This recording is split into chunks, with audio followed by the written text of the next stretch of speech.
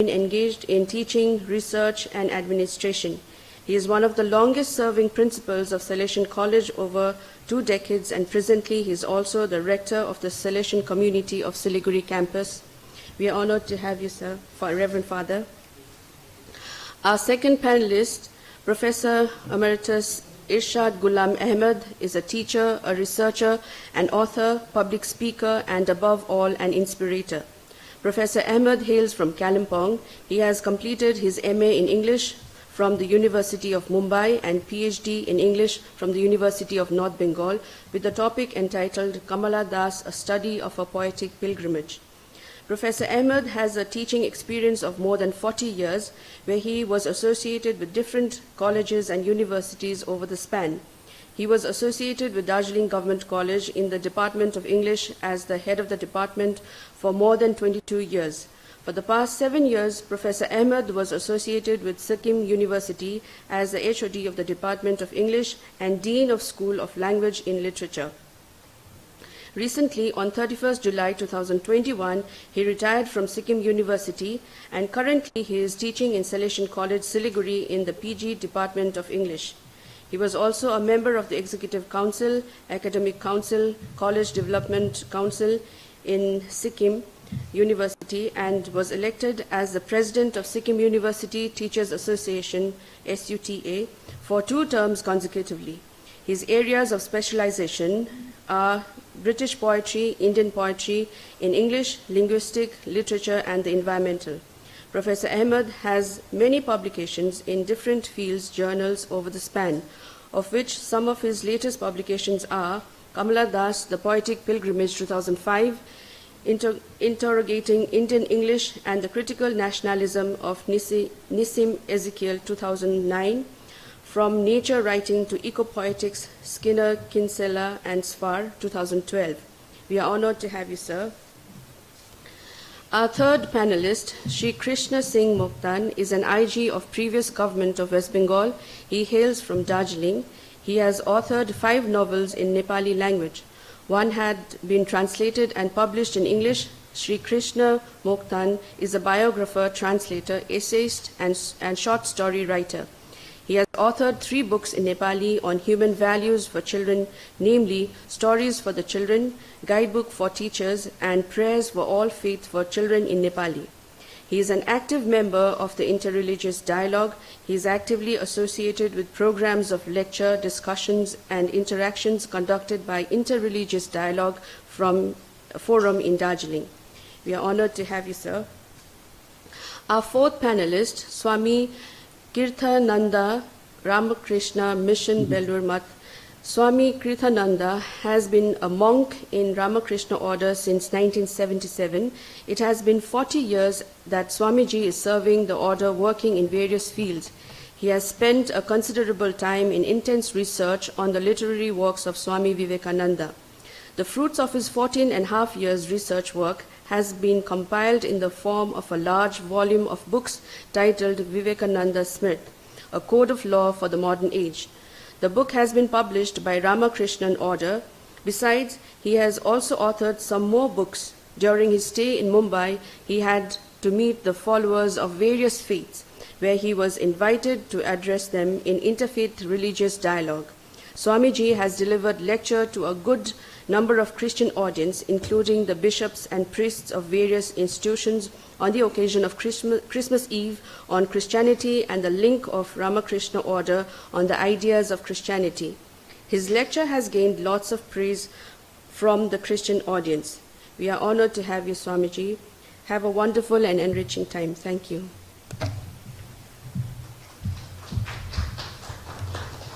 Thank you, Mrs. Smriti Pradhan, Member Chimeki, for this introduction. Now we would like to give the time to Professor Tonka Bahadur Subba for the moderation. We have just projected this way, but sir has the freedom to do that. Each one of the panelists will come and speak about the role of religion in creating a just and healthy and kind society, taking a cue from my own religious worldview. They get 10 minutes to present, after which Tonka sir will ask them a question each, and they will respond in within 3 minutes. and after which we'll go into Q&A. This is a rough modality. Sir, once again, Professor Tonkabada Subba, welcome, and over to you, sir. Thank you, Peter, for having you as the moderator of this interfaith dialogue, which I think is very, very important and very necessary in today's world. I think a lot of conflict, religious conflicts in particular, take place primarily because of lack of communication, like this program itself. I am really happy that at least two panelists are known to me from before. I was really happy to know that Yusad Ahmed is also there. We worked together for 5 years, and I'm also happy that Father George Sadkiel is there. I haven't read Mr. Mokhtan or Swamiji, but I look forward to listening to their wise deliberations. The harder rules are already set, 10 minutes for each speaker, and after each speaker has spoken for 10 minutes, I am supposed to be appointed question, which I'm not too sure.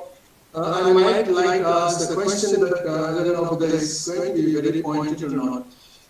But this is what has been said, and then the last 20 minutes are for question and answer session. I would only like to change the order in which the panelists were introduced this afternoon. Father George is in a way host. So I would like to put him at the end. Also, speaking at the end has certain, of course, advantages in the sense that he gets a chance to wrap up anything that is wrap up the discussion, as well as add anything that has been missed out by the previous speakers. And so if Father George Sadkiel comes fourth, Professor Yusad Ahmed comes third, Mr. K.S. Mokhtan comes second, and I would like to start with Swami Pritartha Nandaji. So, Swamiji, I don't have a time before me, but roughly I can see whether you have completed attendance or not. I might, if you have completed attendance, I might like to raise my hand and warn you. Please don't mind being reminded of the time given to each one of you. So let's start with Swamiji. Over to you, Swamiji.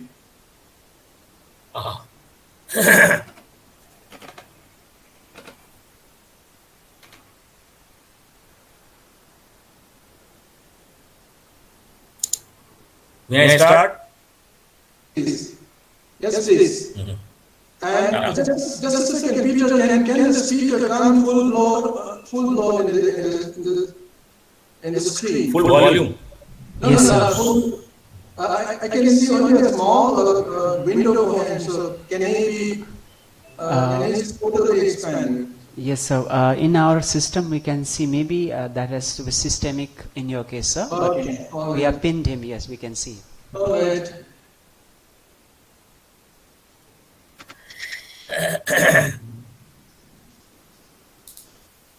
On behalf of the Ramakrishna Mission, I accord a warm welcome to all of you, the moderators, organizers, and all the listeners. Now, as the concept paper was submitted to me, I went through it, and I was amazed to see that you people have, in the end, put 7 points the objective, and that itself put me to thinking what I shall say. These 7 points are so elaborate to be discussed so elaborately that even each of the points need 1 day at least. So anyway, but the authority has put 10 minutes for each of the panelists. So I will speak to you within that period only. What little I can say, I will say. You see, the great 19th century saint, Sri Ramakrishna, he, as we all of us know, that he practiced all the religions separately and attained to perfection. And after that, he realized one great thing. It is as many faiths, so many paths, as many religions, so many paths. By this, what did he want to mean? He wanted to mean that each is great in his own path. There needn't be any distinction among of these religions. He spoke this at such a point of time when the religions were actually at daggers with each other. But he appeared, and on the vantage point of his realization, he spoke out that each religion is true, not only true, but equally true. Not that one is more true and another is less true. So, on the basis of that, all these interfaith religious dialogues we are conducting down the ages, innumerable such dialogues we have been conducting, and these aim at saying that we all are running in the same path and doing good to the society. Swami Vivekananda, his disciple, Sri Ramakrishna's disciple, Swami Vivekananda, he happened to speak at the World Parliament of Religions. And in the concluding lecture, a very significant thing, he spoke. What is that? Upon the banner of every religion will soon be written, in spite of all resistance, that help and not fight, assimilation and not destruction, harmony and peace and not dissension. When we think over these seminal words and phrases, we wonder how true those things are in this present age also. People are learning a lot. That is how these interfaith religious conferences have been developing. And in the theme, I find a very nice theme of the interfaith dialogue is role of religion in creating a just and kind society. This interfaith dialogue, this is one part, and healthy society, building a just and kind healthy society. Today, we find, just as it was expected by such great saints, that is, we are growing and growing in awareness. Though still we have a long way to go, but we are growing in awareness.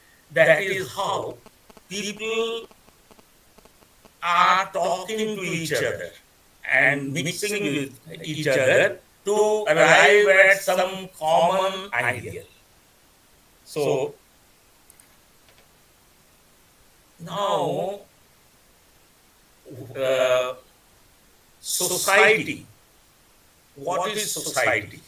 Society is a group of people of certain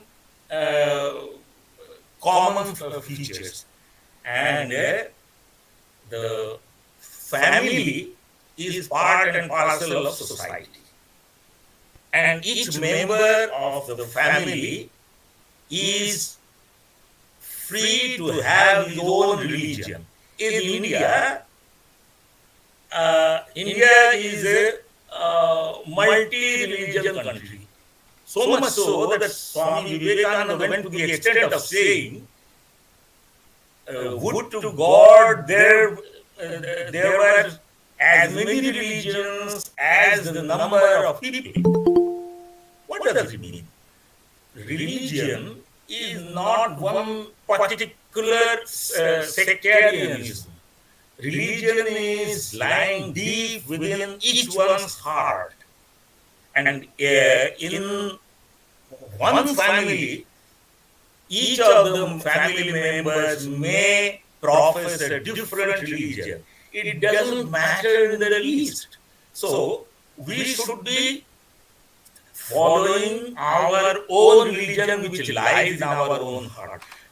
But if you mean by religion a duty, then we must also say you must have perform these duties which will lead you as well as other people linked with you towards goodness, and that which doesn't lead is not a duty nor a religion. So people are always moving towards the same goal, it is freedom. And we have to give certain freedom to the people also. Now, you see, in the family, what happens is that we see those families which are little well-to-do families, they celebrate the birthdays of their children by throwing a party or in which they invite only people of their standard. This is keeping the other people, the backward people, away from them, showing some sort of snobbishness. No, you are not fit to mix with us. In this way, what happens?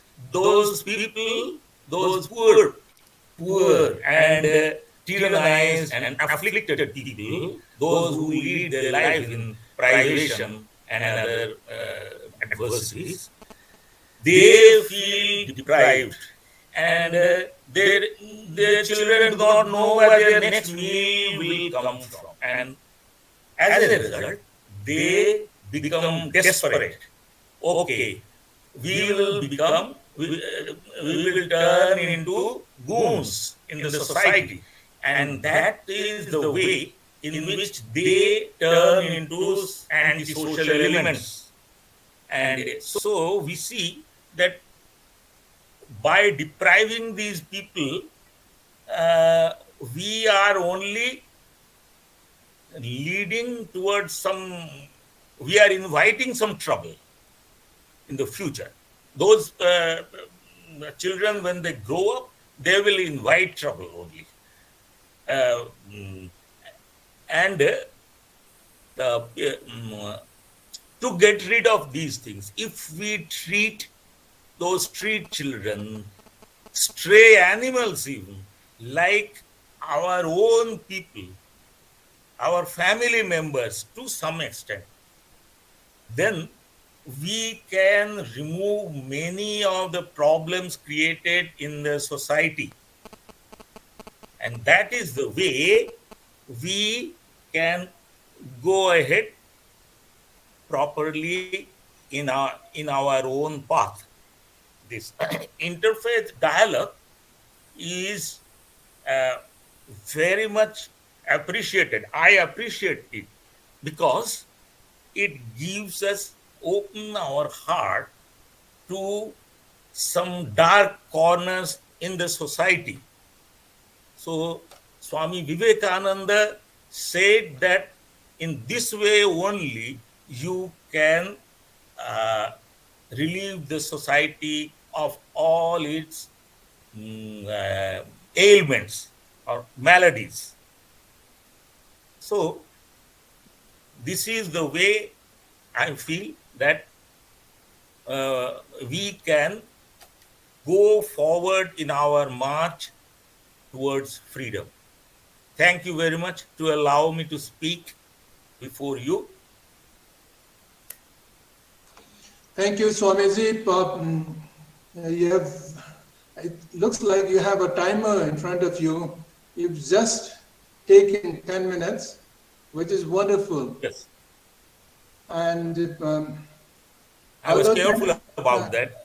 although 10 minutes is too short a time to make a point on matters like religion, there's, there's nothing that I can do about it. I can only That is now, what I said in the beginning. yeah, I agree with you, Swamiji, fully that particularly interfaith dialogues, I think should be extended over time, and there shouldn't be really kind of limit. But well, that is for the organizers to take credit or blame for. I would like to ask Swamiji one pointed question, because that's what I'm supposed to do. And the question is, we often talk about, my religion or our religion says this or says that. There's always something like owning up a particular religion, using words like my religion or our religion vis-a-vis their religion says that. Now, how do we define what is my religion, or how do we make a distinction between my religion and, let's say, your religion or their religion? Is it possible to do it without taking recourse to birth of family? In which case, how is religion different from casteism? Religion doesn't have anything to do with casteism. This casteism is the invention of priest class to keep themselves separate from and to show themselves as greater than the lower classes. No, it is wrong. And you very nicely asked this question, my religion and your religion.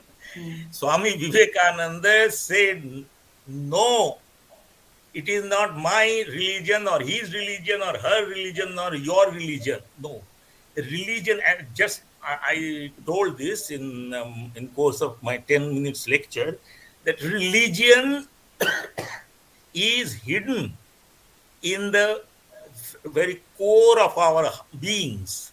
And that is religion. It is not Hindu religion or Christian religion or Islam religion. It is going ahead oneself towards goodness, freedom, and beauty, and letting other people also, helping other people also go ahead. If anybody doesn't have faith in a so-called God, Swami Vivekananda says that the modern religion says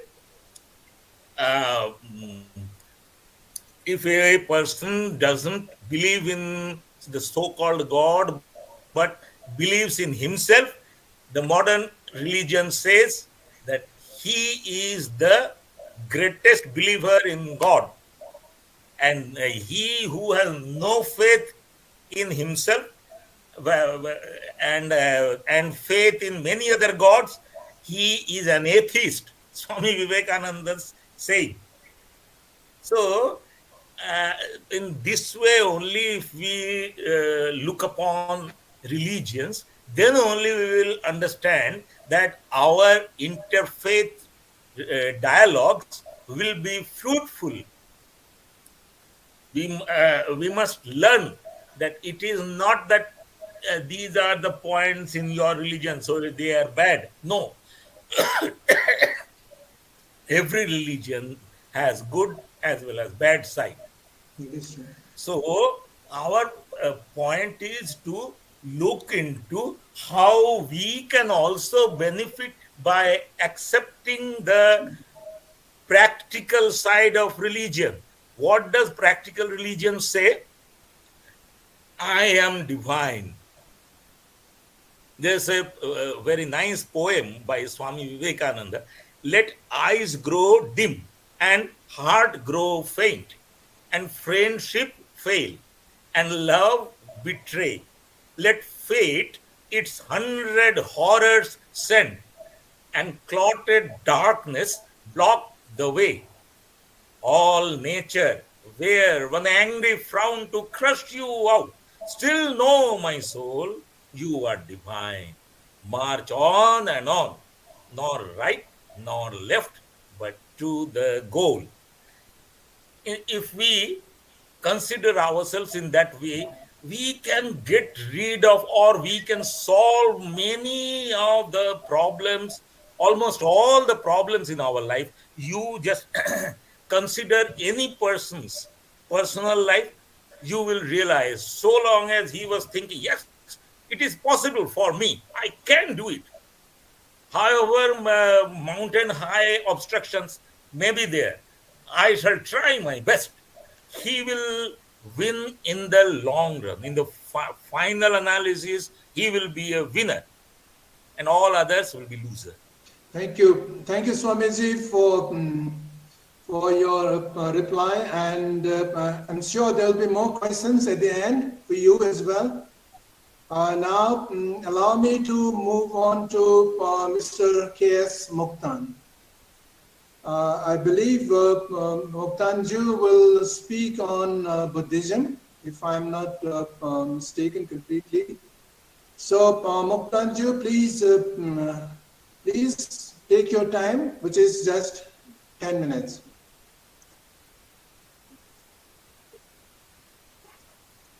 Thank you very much, Professor Subba.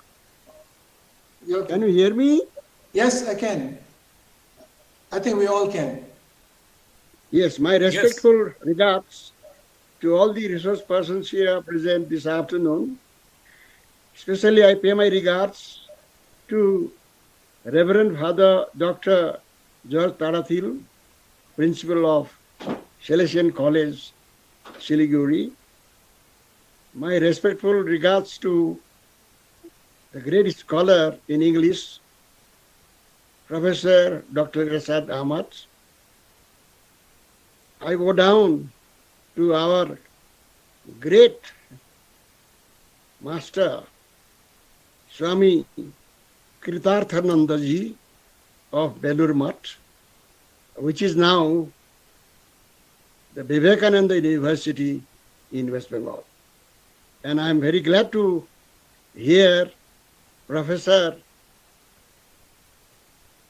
Subba, who is a great scholar and an author of many books and treatises, and he is the learned moderator this afternoon. Now to start away, straightway, Buddhism is my subject. The birth of Lord Buddha was a great gift of God to the humanity. Buddha was born about 2,500 years ago. When he was born, he was a Hindu. And the religion which he founded later is Buddhism. So the founder of Buddhism was a Hindu. Lord Buddha was the first democrat, because at the time When he was born, he was a prince. His father was a king. And this prince was to be the great Lord Buddha.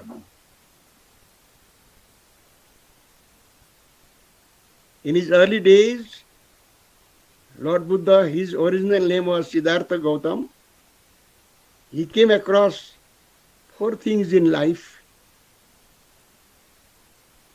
That is, a person who is born is subject to old age. And then he is subject to disease. And then he is subject to death. Death is imperative. Death is inevitable.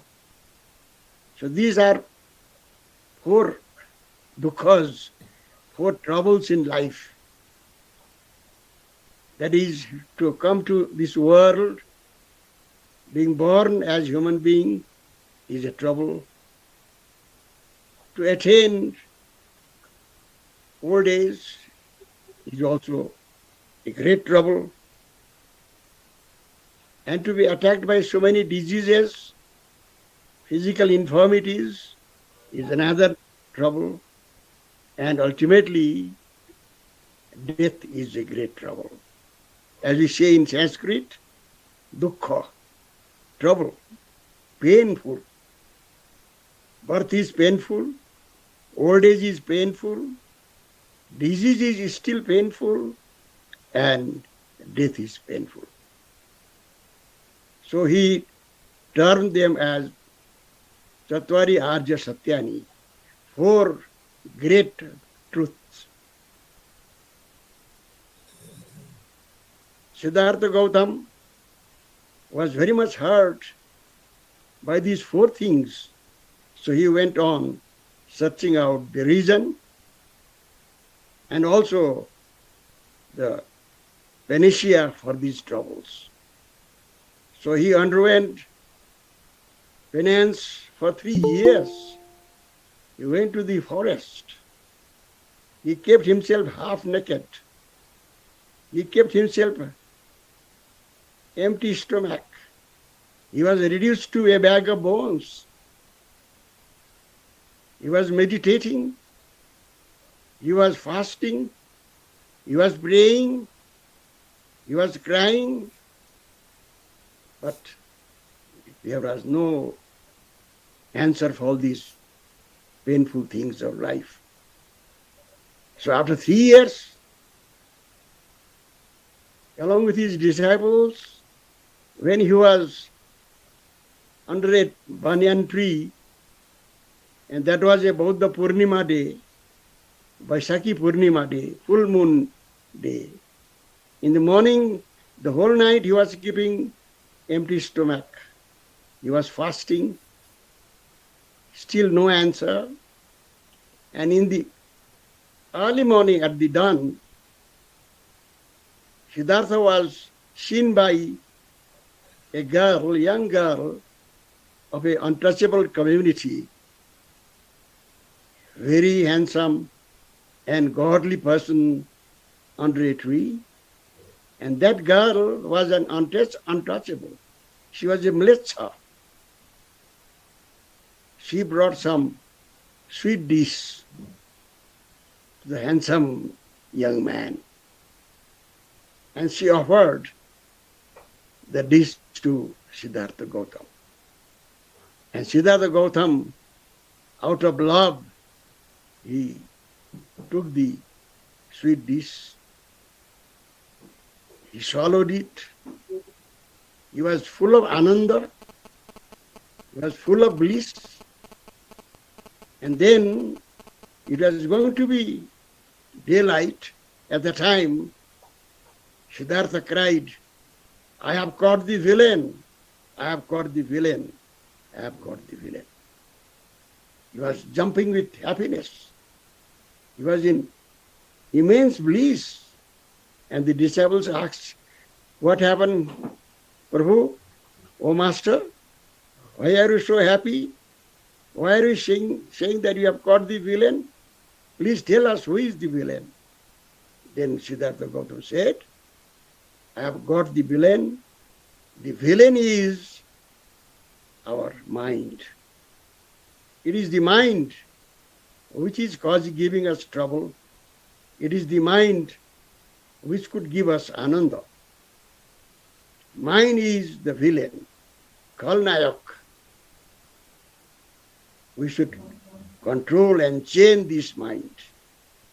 So, he said that all this fasting, all this torture to the body is useless, meaningless. Then he began to preach his wisdom to the people, to the disciples. He said that one should always bear in mind that whatever we see is absolutely transitory, is not permanent.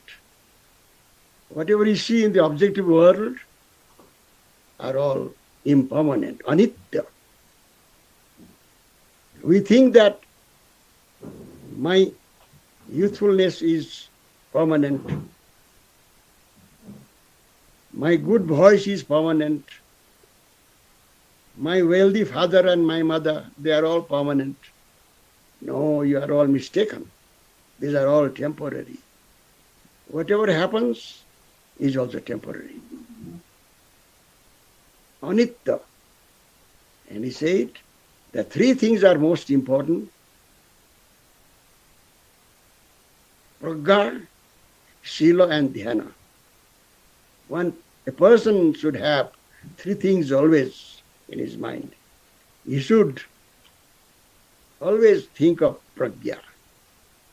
Gyan means knowledge. It is the physical knowledge. And physical knowledge is always illusory. But you should have Pragya, that is eternal truth of knowledge, and that is Pragya, super knowledge. Knowledge only tells you about the impermanent things, but this Pragya, super knowledge, is permanent. It is eternal bliss. And you should proceed towards meditation, dhyanam, but before that, you should practice Sila. What is Sila? Sila means conduct. You should have good conduct. You should see good. You should be good. You should speak good. You should always see good in others, not only in yourself only, but in others also. So this Pragya means eternal truth, but our physical knowledge is transitory. And this Pragya will give you that everything is permanent. Sila, you should practice Sila, good conduct. You should speak the truth. There should be non-violence, ahimsa. You should not practice adultery. You should not hurt somebody with your word, with your action, and with your thought. Even in your thought, you should not think bad of others. So if you practice Sila, then you will enter the Dhyana. That Dhyana is, what is that Dhyana? It is not only meditation, but it is Vipassana, that is always thinking that whatever happens,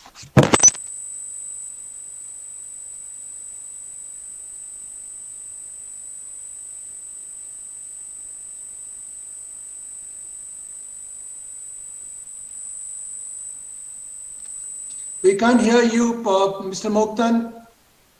I think your mic is off. If you can hear me, please check your mic. We cannot hear you.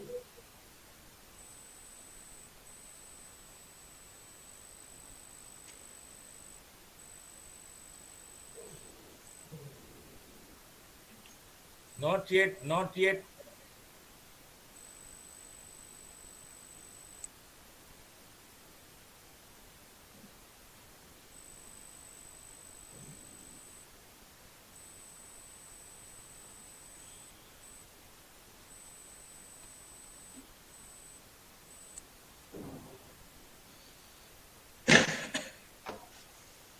Well,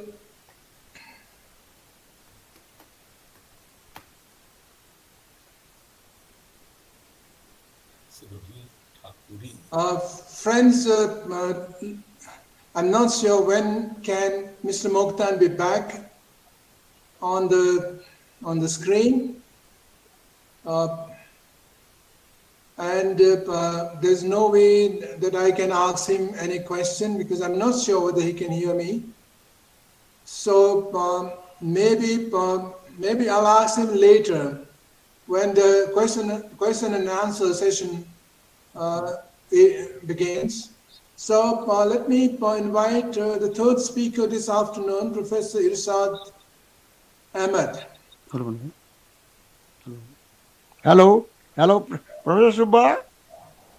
Yes, Mr. Mokhtar, I can hear you now, but My any time case- is over.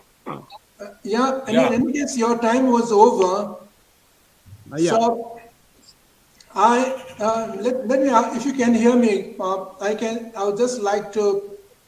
Can you give me another 3 minutes? I'll finish up. Okay, how many minutes? 3 minutes. 3. Yeah, please hurry up. Sorry? Yes, please go ahead. Yeah. So, Lord Buddha said that Pragya, Sila and Dhyana, the real truth is that everything is transitory. Sila means good conduct, no hurting to anyone, no speaking untruth, no adulteration, no intoxicant. And Dhyana means meditation, but that is Vipassana Dhyana. That is actually, you should think that whatever comes, it is a passing cloud. It goes away. Youth is temporary. Power is temporary. Dignity is temporary. Everything is passing like a passing cloud. He said that, what is liberation? What is moksha? Moksha is to realize that I am not the 5 elements. I am not the body. I am eternally divine. And he said, at the time, there were much superstitions from the Brahmins and those people who were claiming to be the liberators of the people, media men, the Purohits and those crafty people who were saying that religion is our profession. No. Buddha said that I have come to declare that I cannot give you any liberation. You will get your own liberation because every person is eternally a Buddha. Every person is potentially a Buddha.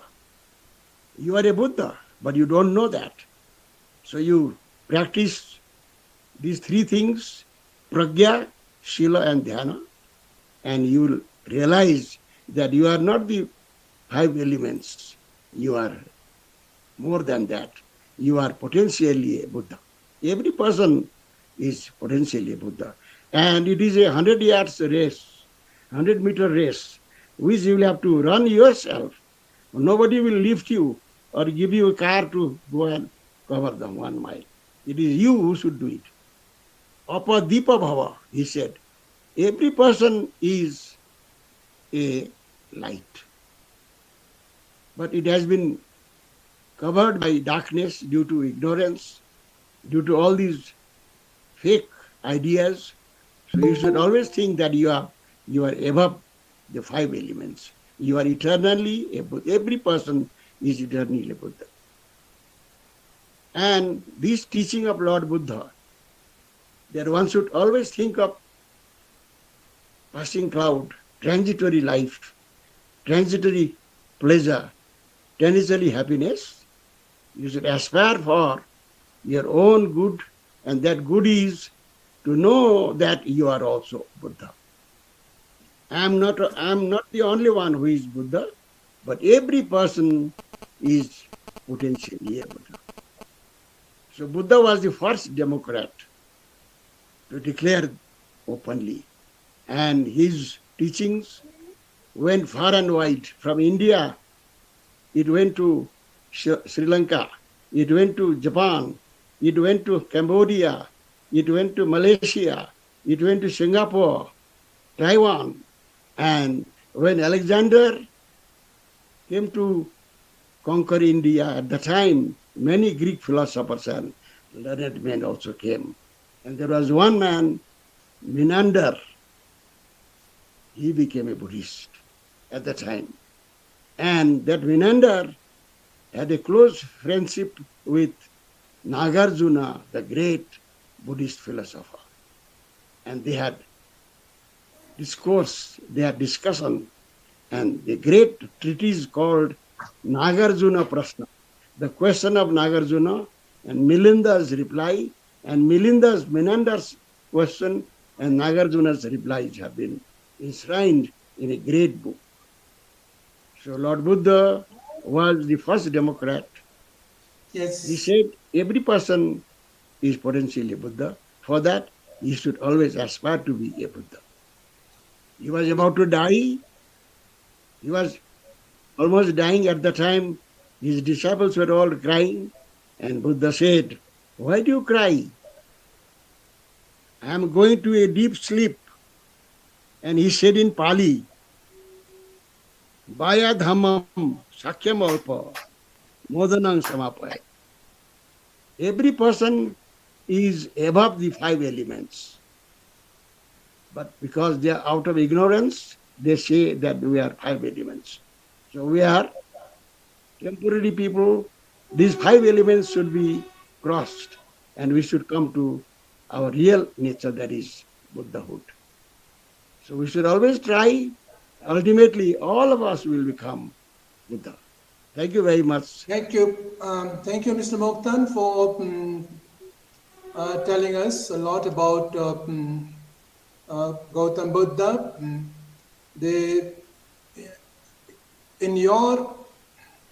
I just wanted to ask you one thing. I'm not sure whether your translation of Mleccha as untouchable is really correct, because whatever I've read, Mleccha actually means Adivasi or tribal.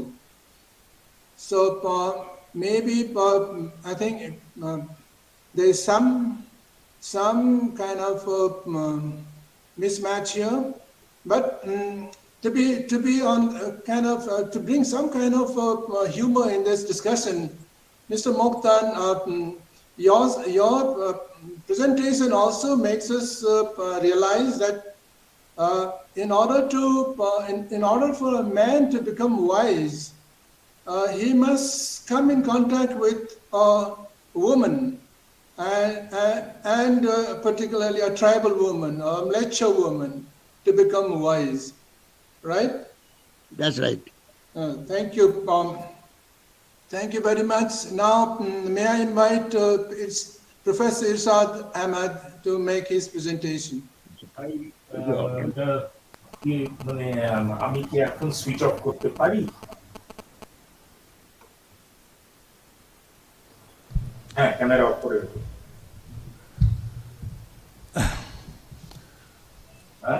Respected Reverend Father George Thardil, Professor T.V. Subba, such a joy to see you here, of course, on the screen, and very dear Mokhtan sir, my fellow panelists, all my respect to you, and of course, friends here in the audience. And Mr. Abhay Ratna Pradhan, thank you so much for continuing our effort. It's such a joy to know that what we started more than 15 years ago is being carried forward. This is the need of the hour. This is something very, very topical. Dialogue. I will say faiths have been in dialogue. Now the followers need to continue it. Why? I said because we find amazing parallels when you read religious scriptures. So there is no conflict in the scriptures. And of course, I'm intrigued by the question Professor Subhash just now, about my religion, your religion. Very true. Who gives the authority to say it's my religion? I have no right to say that Quran is mine and Vedas are yours and Bible is somebody else's. No. I have always been saying earlier also that all the religious scriptures are the collective heritage of mankind. They belong to us. And the question of my religion and your religion arises when we look at them at a very, very surface and superficial level. What divide us are the rituals and language. Sanskrit is Hindu and Arabic is Muslim and English is Christian. That's not true. See, when we go beyond language, beyond rituals, we ultimately find that there is no conflict in religion actually. There is one God, one humanity, and I would say even one religion. I've been thinking hard. I've been reflecting on it. I was going to the basic teachings of all the major religions. And I just didn't find conflict. I only find beautiful parallels. And here, of course, I will read a verse from the Quran here.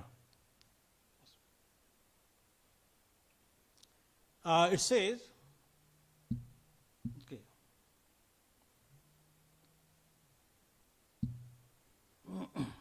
Yeah.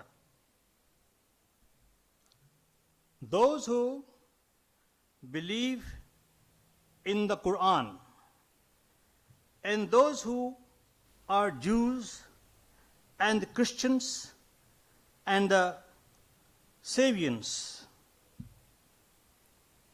Okay, Sabians.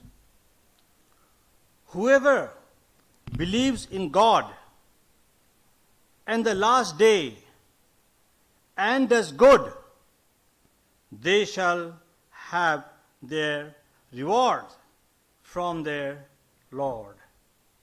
And there is no fear for them, nor shall they grieve.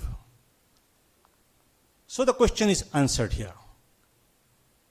Actually, because scriptures don't mention their followers. Quran doesn't address itself to the Muslims or followers. It says just a mankind. Oh mankind. Bible will say, oh mankind. And Bhagavad Gita, or it is Vedas, read. They are addressed to mankind. But we people, in fact, we are very quick. We draw our maps and attribute a particular, faith to a particular section of the society. we are doing it. But religions, faiths are beautifully united, and as followers and as misfollowers rather, we create problems. Okay?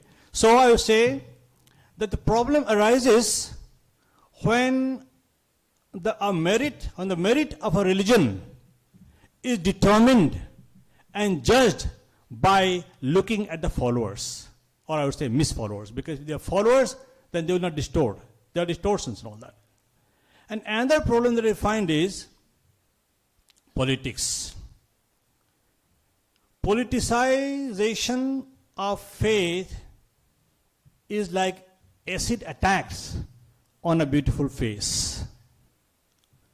Politics sucks up the nectar of faith and makes it toxic. That's why there are problems. Otherwise, we don't have any problem anywhere. Now, as regards Islam, which is very, very ironically associated with violence. But do you know? Islam is an attributive term, and it is not named after any individual, after any person. So the term Mohammedanism is a misnomer. I am not a Mohammedan, I am a Muslim follower of Islam. Islam derives from two root words, salam and silm. Salam means peace. Peace, it means safety, it means cleanliness, and silm means surrender. So peace acquired by surrendering oneself to the will of God. Peace acquired by surrendering to the higher authority. The moment we stop surrendering, the moment we stop recognizing authority, there will be anarchy. Hence, in order to bring discipline and harmony, there has to be the surrender to the higher authority. Peace, being at peace with oneself, being at peace with the surroundings, and being at peace with the Creator. This is what actually Islam is, and it also recognizes the importance of obedience, along with the idea of surrender that brings about peace. Now, since I am given 10 minutes, I'll take up the most controversial topic, because there is jihad. Because jihad, is a word that is so badly used, misunderstood, abused, you see. And it is very important for us to actually to understand what actually this jihad is. There are 5 types of jihad. By the way, there is no concept of holy war in Islam. To say that jihad means holy war is wrong. Okay? Now jihad, is the sound okay? Yeah. Hello? Yeah. So 5 types. Number 1, jihad of the heart. Actually the root meaning of the word jihad is to struggle or strive towards righteousness, to struggle or to strive to become a better human being, to struggle to fight one's evil inclinations, to strive for the purification of one's own soul. This is jihad number 1, and this is the most important form of jihad actually. Number 2, jihad of the tongue.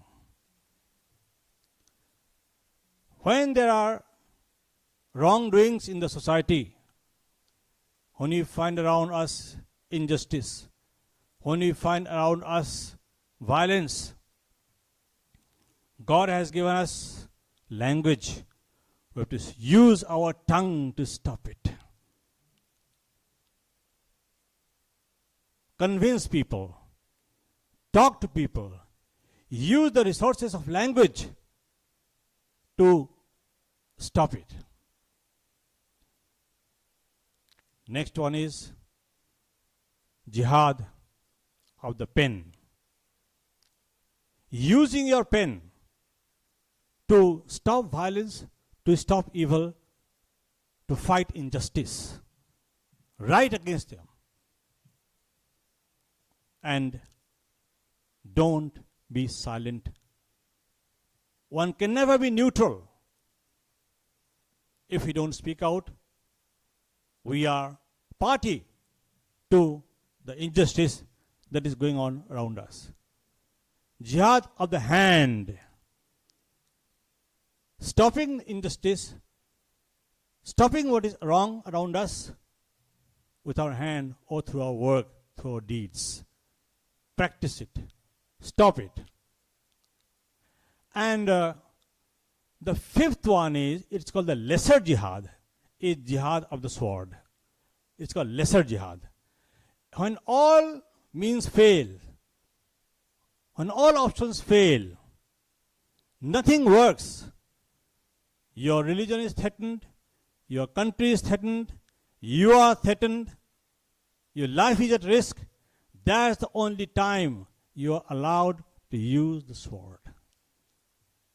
And of course, under very, very stringent conditions that one has to use the sword, but otherwise it is not permissible. Prophet Muhammad was given permission to retaliate when the people of Medina, in fact, the non-believers, when they unilaterally violated the peace treaty, they were getting attacked all time, continuously, but God didn't give them permission to retaliate. Irsad, please wrap up. Okay, sure. Okay.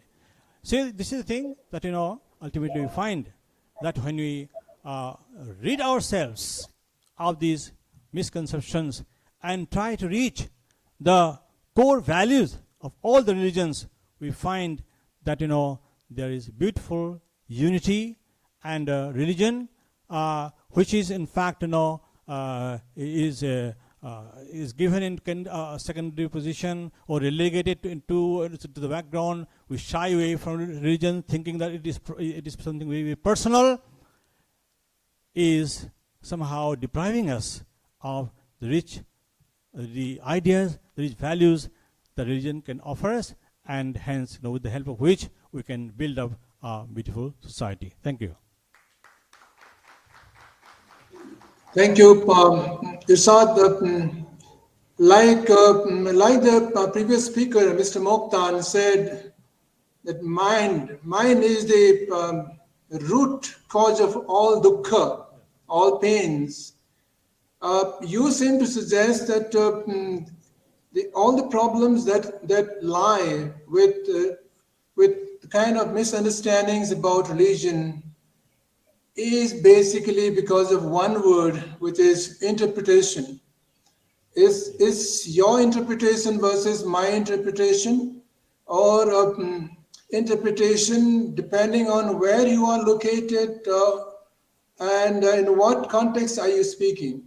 So do you think that whether it's the understanding of jihad or understanding of Islam for that matter, is it really contingent upon the interpretation by people belonging to these groups? Definitely, of course, scriptures are interpreted differently. But what I said, the five types of jihad, in fact, see, actually, it's all based on the Quran. So what is needed is, instead of hearing from different sources, depending on media and all that, we should try to gather first-hand knowledge of the scriptures. That's why I said all our scriptures are our collective heritage, They don't belong to any particular community. Let's go to them, making our minds a tabula rasa. With fresh mind, let us go to the scriptures and understand the beautiful teachings ourselves instead of gathering, information from different sources. So if we read ourselves, we can read the. I've enjoyed reading the Bible. I've enjoyed reading the Bhagavad Gita and all that. So same way, people can also read Quran, and maybe their understanding of the Quran may be better than mine. So this way, in fact, we don't have to do much on interpretation, but we can get direct access to the scriptures ourselves. Thank you, Irshad, for your presentation. Now, let me have the pleasure of inviting the boss of this entire program, Professor Father George Thadatum. Very sorry, sir. I am not the cause of this this online request to you. The culprits are here, Mr. Peter, and that Ratan Pradhan, the Chimeki man. But we all have to be Chimekis to somebody, so we have accepted, and we are all here. So Swami Kridarthananda and our revered young man of 92 who spoke with clarity, our K.S. Muktan, IG President's former, and Sir, moderator, Professor Subba, and Professor Irshad out here. My dear friends, Professor Subba put on to me some tasks of wrapping up, etc. But I have only 10 minutes. But I want to thank Chimeki for organizing this kind of an event. This being present, whether online or offline, and spending 1 hour of our life in the busy schedule of each of us on this theme of interreligiosity, interreligious dialogue, I think is praiseworthy. All the more because it is happening in a college campus. Though our association of Dialogue Forum is nearly 18 years old, very few times we have had it in educational institutions. We have been in the far-flung villages and in the schools and in mosques, in Sai Mandir and in temple in Gidde, etc. I think religion ought to be brought to the campuses and to the discussion forum of faculty. This, unfortunately, with a misunderstood understanding of secularism, has kept religion away. As if you bring, then there will be fight or some kind of a pre-understanding. But the way Professor Irshad said, if only you truly understood, everything would be much better and clarity would come. So for that sake, thank you to Chimeki, thank you to Peter, and to all of you for having joined this venture of honoring us. While listening to Swami Kridarthananda, I was reminded of, since I am talking to literature people, you are Ananda Murthy's Samsara. If you have not watch the film. So where does the entire conflation of Professor Subba asking religion vis-a-vis caste and his response, that of the priestly class, and Anandamurthy gives an answer to that, at least brings it to focus. While listening to K.S. Muktan sir, I was reminded of Hermann Hesse's Siddhartha, the prince turning the enlightened man. And as the journey of everyone is Siddhartha, is to be on the way to be enlightened. And while listening to Professor Irshad, I had two images coming to my mind, Jalaluddin Rumi as well as Orphan Pamuk, and my name is Red. So, we are in this space, and I have the remaining few minutes to present to you from my point of view of being a religious person, because I am an ordained priest myself. What is the role of religion in making society better, of making it healthier, making it more kind, making it more just? I can't say everything of what my worldview of religion is, but it is there. In fact, those who introduced me, my latest work is a publication which is available on salesiancollege.net called Why I Am a Priest, the manifesto which is the culmination of my master's and my third graduate studies after having completed in literature, in philosophy and in theology. I wrote, and that is published online only and offline for those on demand. So let me put it in 3 words. What is the Christian understanding of this responsibility to make society better? Number 1 is history. The word, I will use 3 words: history, person, and borrowing and taking on from, that is, the spirit or interpretation. Christianity is a historical religion. There's an event, there's a starting point. History understood in terms of in the beginning was the very first opening word of the Bible. Where did it all begin? Where did the story begin? When did it begin? When did temporality become a point of discourse vis-a-vis the eternity within which this temporal existence of ours gets rooted or grounded? So it's a historical question. The arise and the coming in at one particular event, the arrival of the Savior figure, and the preparation right from the beginning of the human story to that event. I could elaborate, but I placed before you the first primary intervention or my way of looking at religion is a historical reality. Second, so in that sense, those who are orthodox way of looking, the history begins with the Father. Second word is the person. Christianity is a religion of the person. This person who arrives as the event, as incarnation, bridging the divine and the human, becoming in the form of the person. And this person is at the same time both human and divine. So in one person, the merging of the 2 natures. And this again, like Siddhartha being everyone, the call to Buddha being everyone, is everyone's calling to discover what is human in me and what is suprahuman or divine or transhuman in me. This is second. And the third, this again could be elaborated because the person as Jesus Christ, person as the New Testament, the person as the church, the person as the transformative activity of changing or intervening in society in whatever shape and form one finds it, wherever one is. And the third word is spirit. I'm carrying forward slightly, but the whole question that Professor Subba asked to Professor Irshad. So is it all a matter of interpretation? Now, what is the role of the Spirit?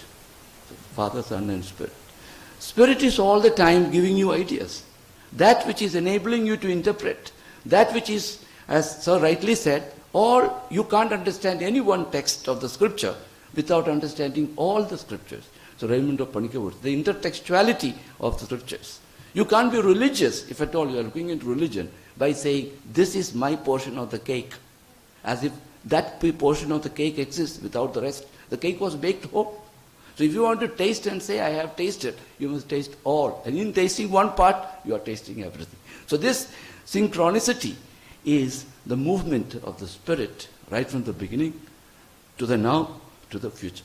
So this momentum that is created, and therefore the word, all scriptures, and the way it is being read, going to the source, reading it directly, getting yourself transformed as a result of that reading, as a result of, and the word is also the person. The word is everything that is in a way impacting you or that is confronting you. So in these 3 frame, one could place the Christian role of bringing or interfacing or dialoguing with all religious expressions that are there in this human journey towards some kind of a project. Where did it begin? As he said, before Buddha there was a kind of Ganasangha, matrilineal Ganasangha existing. The tribal society, the mlechas, rightly pointed out by the anthropologist moderator that we have. And these mlechas, they were the ideal society. They were the democratic society. So Indian culture and Indian ethos and the Indian subcontinent preserves that ancient vision of the ideal living. which today, just like the 600 years of the Buddhist era, got evaporated from 1,000 monks to 4 monks and disappearing in the plant or the tree under which he himself got enlightened with Vipassana. Now, as a result of this 400 years of modernity and its education, we need to bring religion back to the campuses, to discover where did religions originate from, what did religions contribute, and what's the role of religion in making persons whole, in making campuses vibrant, in making individual lives more meaningful and purposeful. And if at all that were to happen, and those stories were to disseminate, probably the politics that Irshad is referring to, and the kind of coloring and the coding that is taking place, and the kind of segmentization of you are that or he is this or she is there, will in some way be addressed. Did I cross my time limit, sir? He is muted.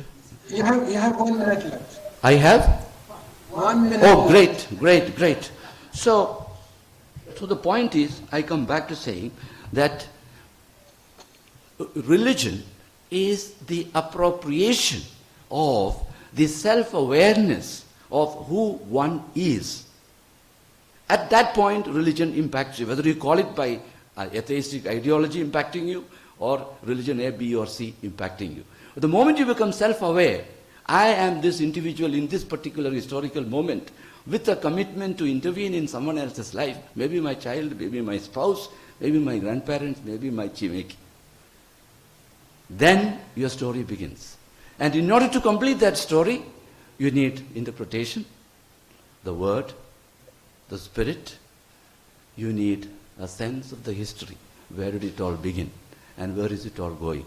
So is history coming out myth? Or is history, myth is history, history is myth? So the entire, right, not only in the strict sense of the history department alone being bothered, but everyone ought to be having this historical sense of where we are positioned.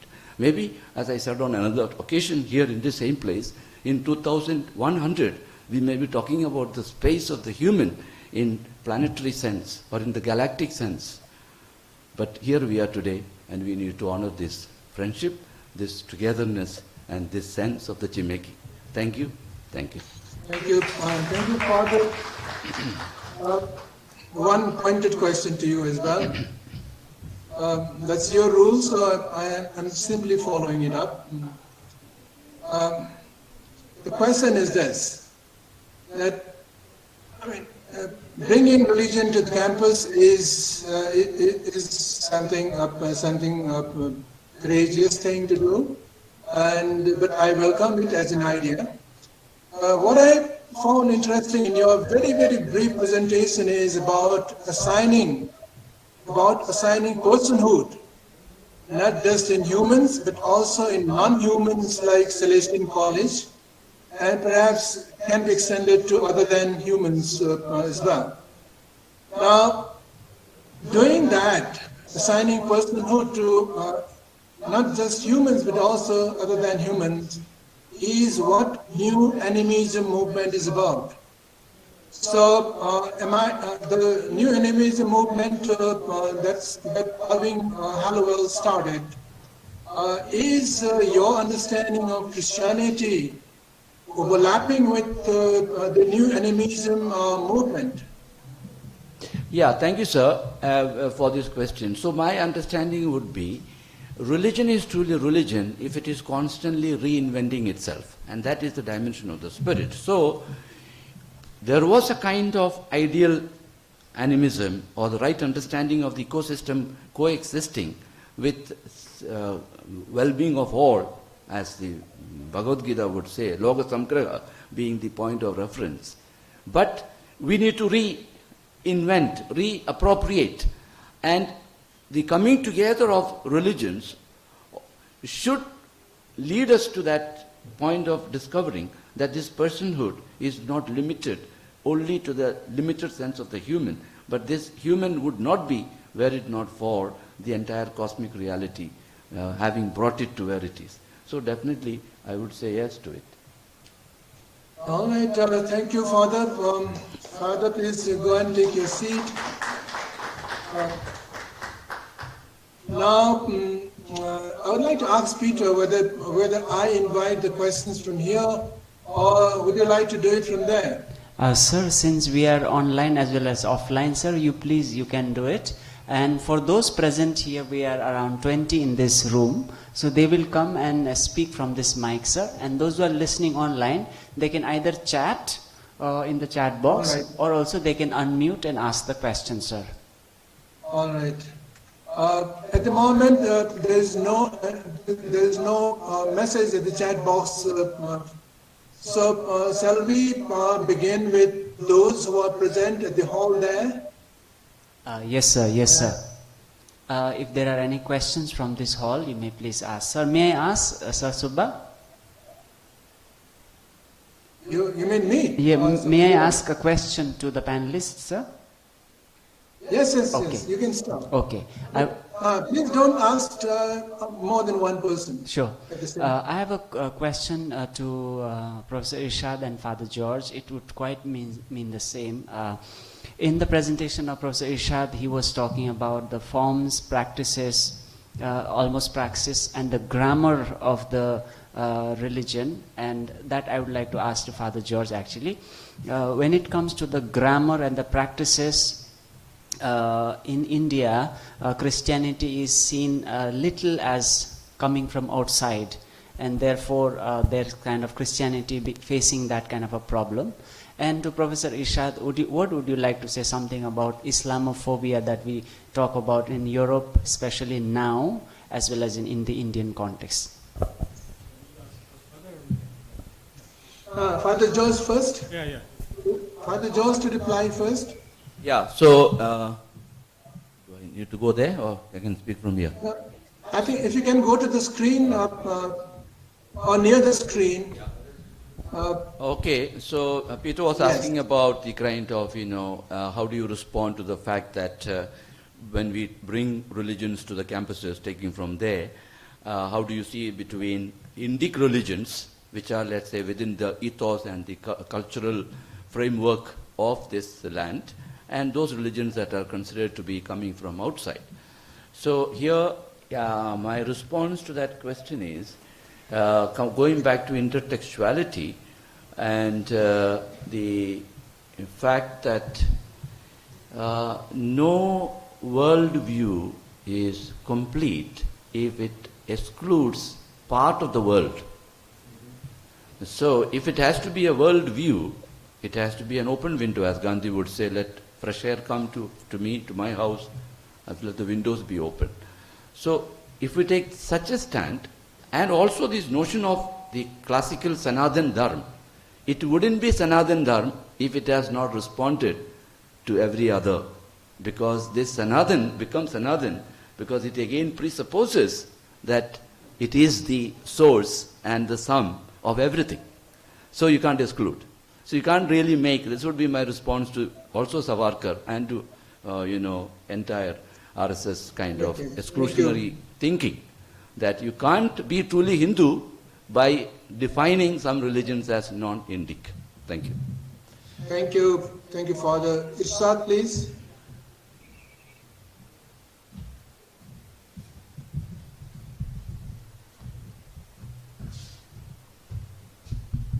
Hello? Yes, we can hear you. Yes, in fact, Islamophobia, yeah, definitely it's a burning issue, of course. And I told you, I just now said that why there are phobias? Why should you love or are scared of something that is actually a source of peace? When the religion itself is established to promote peace in a society, it means in fact peace, but why there is phobia, Islamophobia? And the answer is that, see, that's why I said, that if we gather ideas about any religion, and now particularly Islam here, from the media, from different sources, from politicians, then there will be phobia. That's why I said, let us make, once in a while I say, our minds a tabula rasa, a clean slate, and approach of faith directly. Just as I have read the Bible, I've enjoyed reading the Bible, I've taken part in Sunday schools, I've taken part in the Bible verse memorization competitions. So I invite everyone to read the Quran yourselves. Gather first-hand knowledge of the Quran, and then there will be no Islamophobia. But if we hear from media, and of course we found the ideas about Islam from the Talibans, okay, then you are given the political face of Islam, and there is only distortion and misconception. So I repeat, let us go to the scriptures with clean mind. We will find what we expect, we will find what we look for. If you want peace, if you want to discover the beauty, the splendor, then we will find when you go to the scriptures ourselves and not gather distorted ideas from media or from other sources. Thank you, Isat. While I agree that we should try and go to the original source to know something properly, but I'm not sure whether we can really go there with tabula rasa or with a clean slate of mind. I'm not too sure about that. So may I invite some more questions or comments from the audience there, please?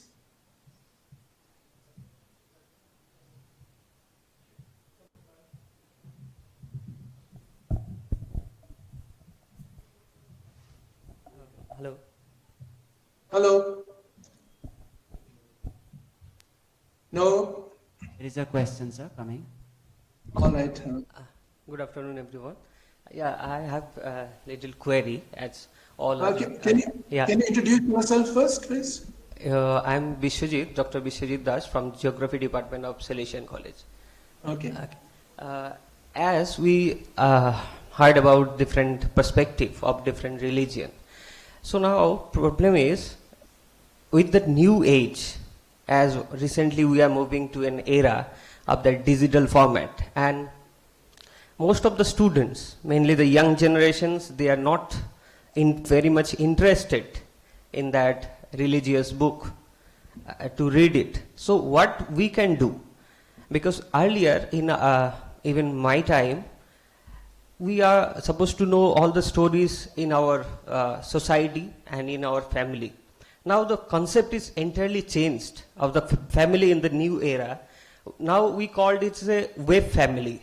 Now why? Because 4 members in a family, and we 4 are sitting in a different part of the world, not on the country itself. So we called it a web family. So now within that web family, no one is there to teach us to the religions or any.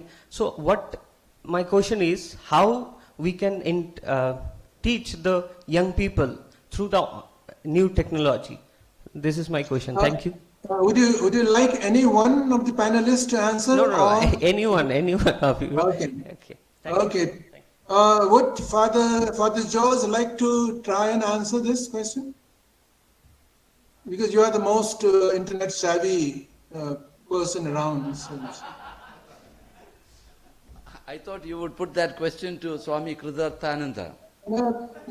Okay, but you can please ask him to since you asked me. No, I can also invite him for his. So my response to that question would be that yes, for the digital world too, the fundamental question has to be posed.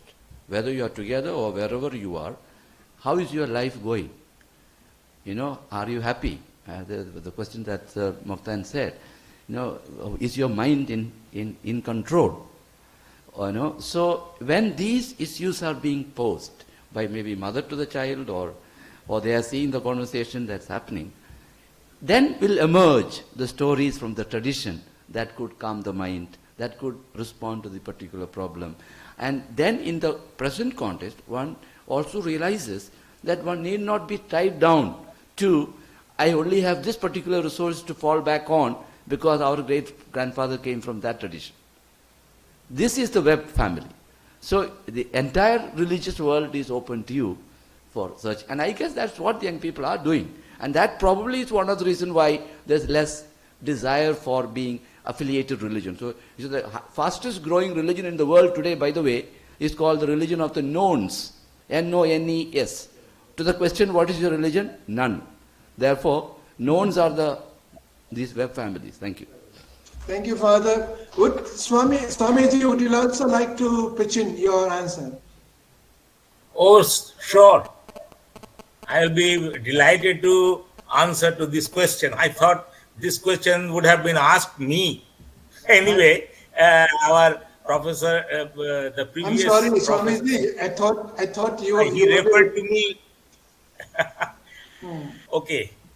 My dear young friend, my answer is that you know for certain that religion doesn't consist in certain practices alone, nor in going to attend some mass prayer, nor in doing some charities, nor even in reading books. Religion is the realization of the spirit in one's own spirit. So you always, amidst all the adverse situations in your life, when you feel alone, know it for certain that there is a divine within you. You are, not only there is a divine, you are yourself divine. You may say, I am so limited in spirit. No, it is just like a mirage. It is an appearance to you that I have got so many limitations. Then how can I call myself divine? Divine means infinite, of infinite dimensions. No, you are part and parcel of divinity. The moment you think yourself this thing, you will find that miraculously the whole world view in front of you changes. When you are divine, you will feel that I can do this also. Then again, one more step you go, and again you feel, yes, I must try my best to do this, and you will succeed. Like that, with the lantern in your hand, you are walking a dark patch of land, and the lantern light can reach only a little distance. You reach that distance, and there also the lantern light will show you the path. Now, if you feel that you are divine every moment, you will find the magic changes in your life, so that all problem will cease to be problems. Thank you very much. Thank you. Any other question, please, or comment?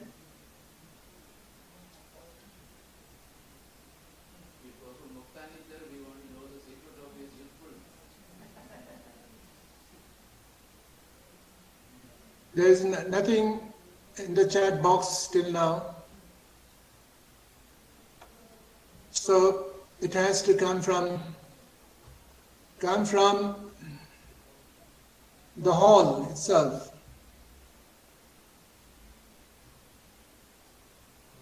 Well,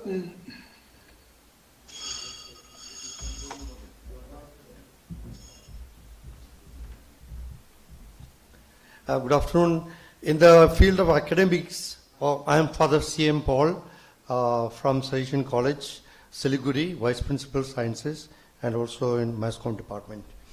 While sitting down and listening to these eminent speakers, an idea was coming to me, something like a foundation course in academics. Because today, as Professor Irshad was saying, that we are learning religion from, so to say, from other platforms like media, politicians, or other platforms other than the true scriptures. So where do our generation, the young generation, where do they get something that is real, genuine? There are universities, even in India, who are doing foundation course as mandatory for the first semester students in there as starting. It's mandatory stuff. Because we are all living together in a pluri-religious, multi-religious context. Unless we know where we come from, where do we belong, who are we mixing with, etc., etc., that is what kind of academics you will have, what kind of independent thinking you will have, what kind of intellectual formation you will have. So I think this is something that we really seriously have to look into. I leave my suggestion, my thoughts open for discussion. Thank you, Father Paul. Any other person? Any other person in the hall?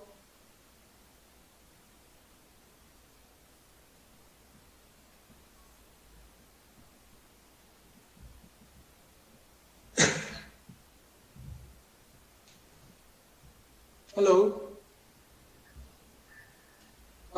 We still have 5 minutes, so shall I make a few closing comments and then be done with? Yes, sir. Yes, sir. I think you please do that, sir. All right.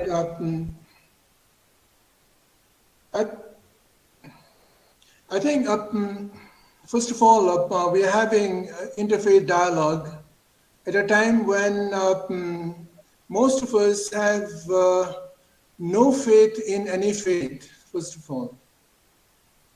The faithless people. I think the nuns, as Father Jose Tadatil said, I am myself one of them. And I understand why there is an acute lack of interest in interfaith dialogues. But just to kind of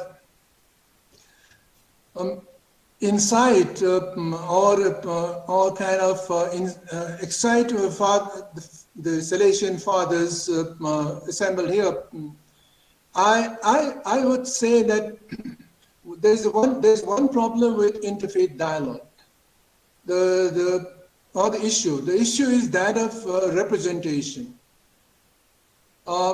Who represents, for instance, let's say the Hindu religion? Is Swamiji here the right person to represent Hindu religion? Is Father Jose Tadatil the right person to represent Christian religion? Or Mr. Mokhtan to represent the Buddhist religion? Or Professor Irshad Ahmed to represent the Islam religion? There would be many from each of these religions who would say, no, I know it better than Swamiji. I know it better than Professor Irshad Ahmed about Islam. I know better Christianity than Father Jose Tadatil does. So there would be always claims and counterclaims about representation and who's the right person to represent a particular religion is a methodological issue that all interfaith dialogues face, and they have to take this issue, they have to address this issue at some stage or the other.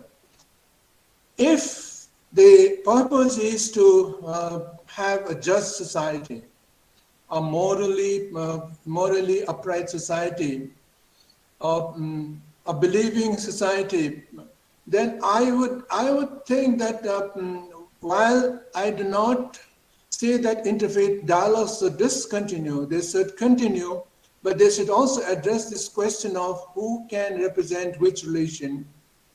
I would also say that intra-faith dialogues should also be initiated and should continue, because there is no one vision or one idea about Christianity. Hinduism or Islam for that matter.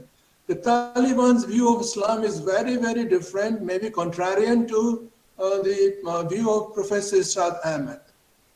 So unless we have some intra-faith dialogue, I think we do not, first of all, know what is to be taken to the table in the interfaith dialogue. What is it to be presented there? We do not know that for sure. And whatever we try and do that in all sincerity, in all honesty, can always be challenged by members of our own religious groups.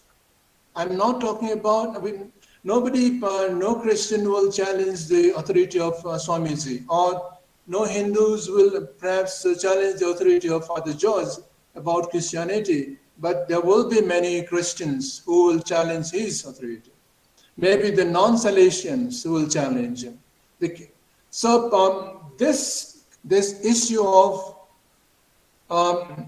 being the authentic representative of a particular faith is an issue that we should try and address while we continue with the interfaith dialogue. This issue should also be brought in to bear upon some of those discussions once in a while.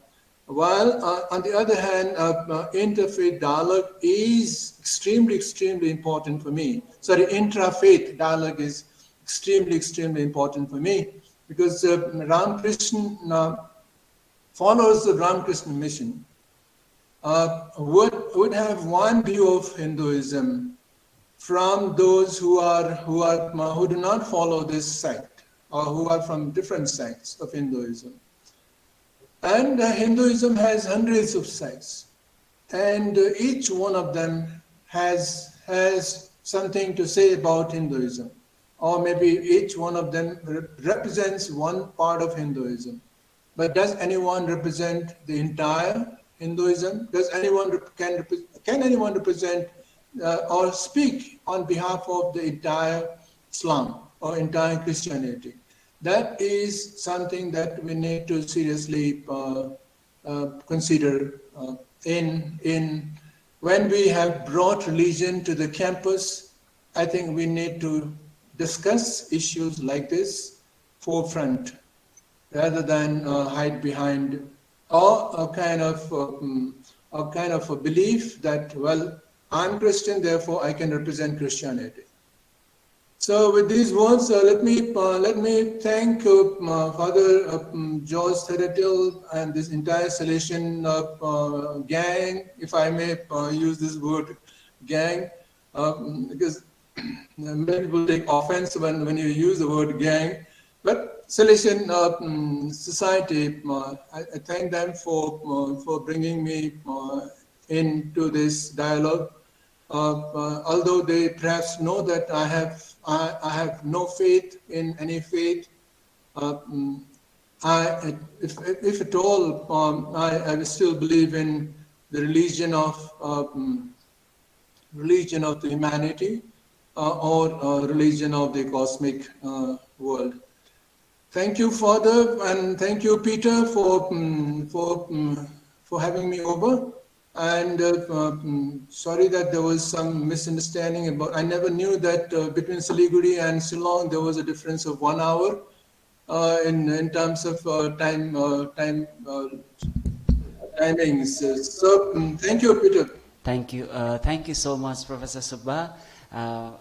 Actually, sir, we invited you precisely for a reason that we know you personally since you are a friend of Salesian College, and your own worldview adds value to this kind of a discussion, because as for me as a student of literature, I believe that sticking to one kind of a standpoint has never been our game in terms of progressing forward, taking on from Hegel and things like that. There has to be a skepticism around, then only we progress to come to a newer thesis, and then antithesis and synthesis. So this process has to go on. So your own standpoint as an anthropologist that you have been talking to us through our discussions in the past also added a value in today's discussion.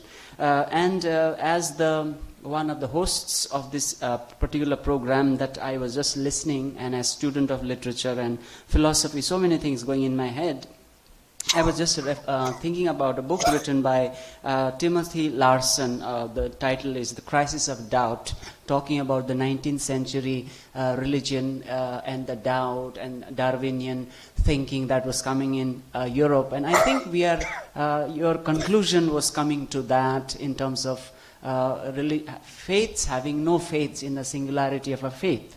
That's one point that of commonality that I was thinking with you as you were presenting and as you were also trying to put together. And also when representing a religion by a single person and single ideology or an organization, I think I would like to side with Professor Ashish Nandi, who basically would like to talk more about the spirituality of a religion or a nation or a region or perhaps a group of people that comes and which becomes almost transnational and almost becomes trans-religious, and we live by that, and it is there, and we are together in that kind of a journey is what I would like to personally, for myself, I have appropriated that kind of an understanding. Sir, thank you so much. You are a busy person. You are a busy person with a lot of responsibilities. You joined us from NEHU. We have Professor Tankabada Subba from there, and Swami Kirtananda, and Sir K.S. Mokhtan, Sir Irshad, and Father there. Thank you so much. And for the official vote of thanks, I would like to at this time invite Mr. Johnny Sampang, board member of Chimeki.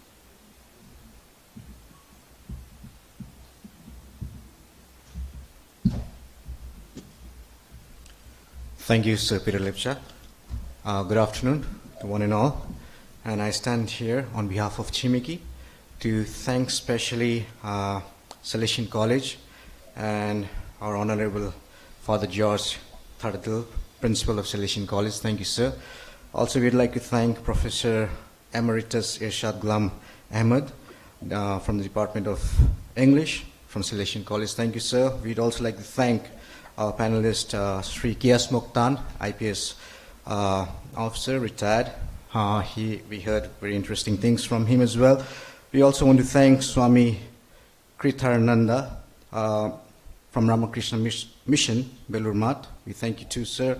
And also special thank you to our today's moderator, Professor Tankabada Subba from the Department of Anthropology, NEHU. And we also want to thank specially, can we just give them a big round of applause and just show them our thankfulness.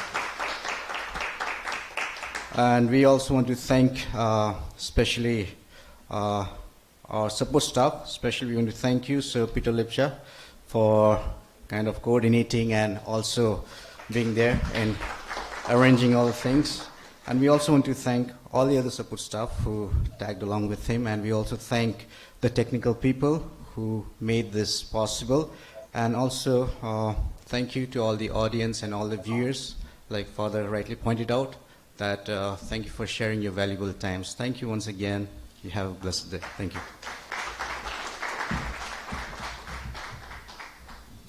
Thank you so much. May I invite each one of us stand for the national anthem.